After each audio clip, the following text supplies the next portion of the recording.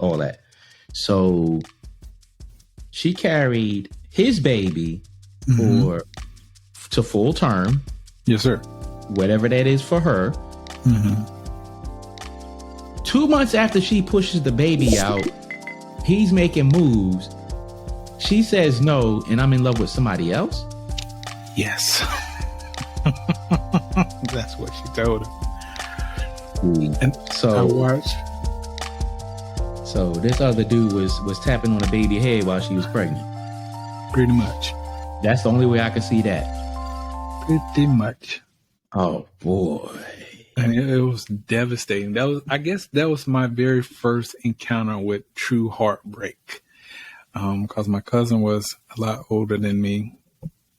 But I'm watching him grind, like grind it out, like really get his shit together in order, to set up the preparation or proper preparation to have a family.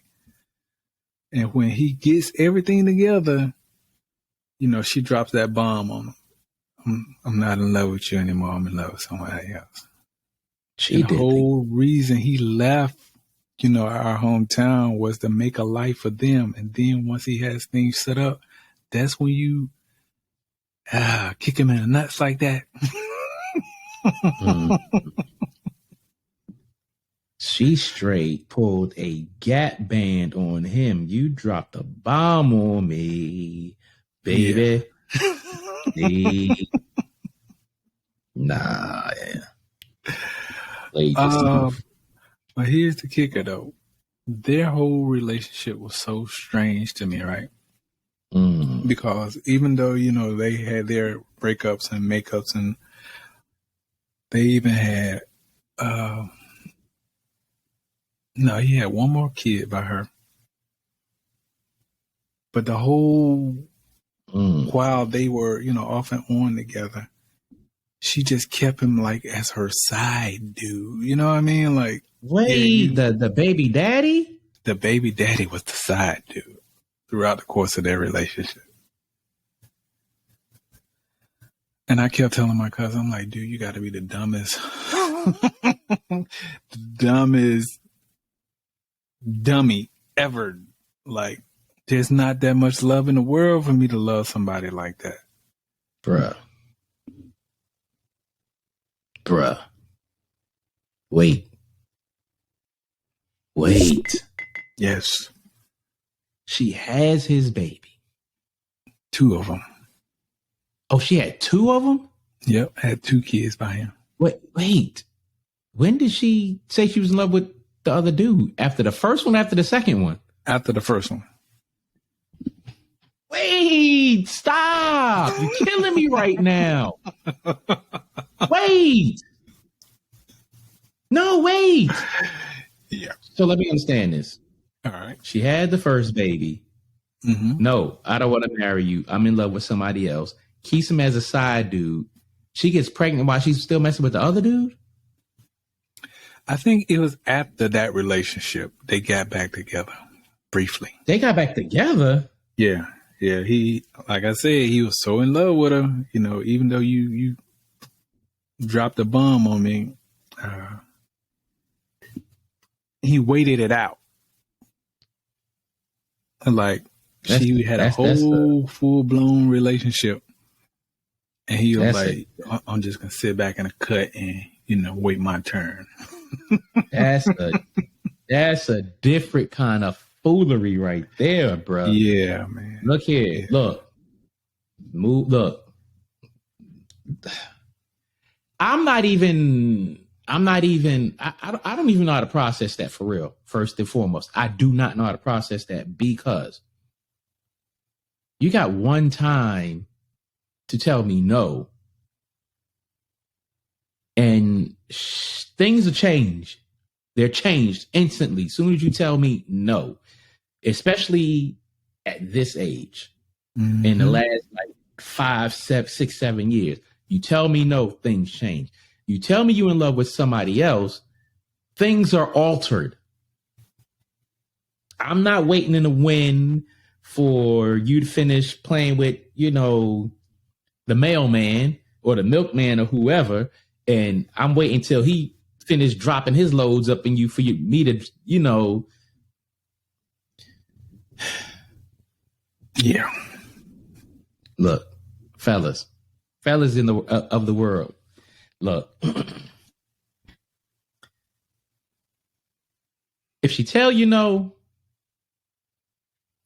chalk it up as a loss. That's all I can say. That's all I can say. Wow. Yeah. I don't even know how to process that right now because, like, I've asked female. I've had a couple of situations where, well, not a couple. Well, yeah, I'll say a couple. I had a couple of situations where I asked females to marry me. Now, one or two of those situations, I wasn't serious with those people. Like maybe one situation I was serious. She told me no. I wasn't heartbroken. Had she said yes, I probably would have, all right, cool. All right. But she said no. And, and to give me an excuse as to no is like, all right, I hear your nonsense, but now I'm going to change my behavior and my approach with you. And then now you get in your feelings because I'm acting different. It's like, why are you acting like that? Well, when I asked you to marry me, you said no. And now you're trying to plead your case. And it's like, I don't want to hear you pleading your case now, because when I asked you to marry me, you should have said yes, or it should have been a different conversation, a bigger conversation. All right, well, we can do this, we could do that, we can make these type of moves or that, but you said no. And because you said no, I turned that off. And for me, when I turn that off, it's going to take some work to turn it back on. I can't speak for other women, and it's going to be easy for women to say, well, that's unfair and this, that, and other. Like, no, it's not unfair. Everybody has their limits, their thresholds, their, whatever. And, for women, they may look at it differently. But for men, and I'm just going to speak for me, if I ask a question or if I request something and I don't get the desired effect or desired answer, I'm instantly changing.